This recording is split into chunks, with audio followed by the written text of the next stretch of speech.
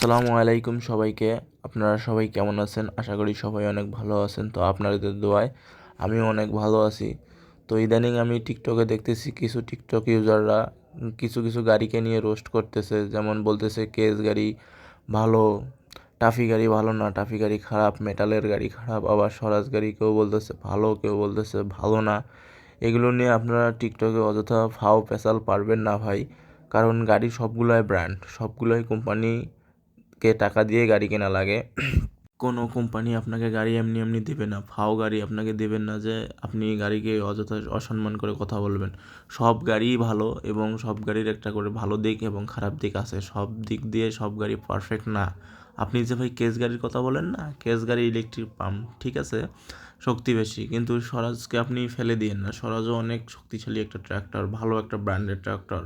ইন্ডিয়াতে দেখবেন আপনি বিভিন্ন ধরনের ভারী কাজে আপনার স্বরাজ ট্র্যাক্টরে বেশি চলে, আপনার কেস ট্র্যাক্টর আপনি ইন্ডিয়াতে দেখতেই পাবেন না।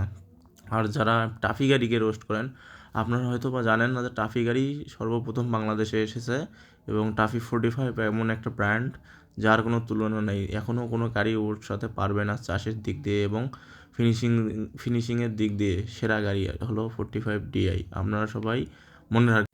ট্রাক্টরের মধ্যে নিউ হল্যান্ড বলেন, কেস বলেন, স্বরাজ বলেন, আইসার বলেন, টাফি বলেন এবং আরও বিভিন্ন ধরনের ট্র্যাক্টর যেমন ফার্মটেক, আরও অনেক অনেক ট্র্যাক্টর আছে বাংলাদেশে, মাহিন্দ্রা, ঠিক আছে, সবগুলো ট্র্যাক্টরই ভালো।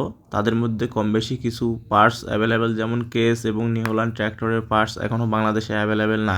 সে জায়গায় আপনি বলবেন সোনালিকা, স্বরাজ, টাফি, আইসার, এগুলোর পার্টস দেখবেন আপনি যে কোনো জায়গায়, সব জায়গায় পেয়ে যাবেন এবং পার্টসের মূল্য অনেক কম, যার কারণে এই গাড়িগুলোর চাহিদা অনেক বেশি কেসের তুলনায়। কিন্তু বর্তমানে বর্তমানে বাংলাদেশে কেস এবং নিউ হল্যান্ড গাড়ি খুব মার্কেট পেয়েছে, যার কারণে খুব ভালো চলতেছে। গাড়িটা একটু লুক ভালো দিয়েছে, যার কারণে খুব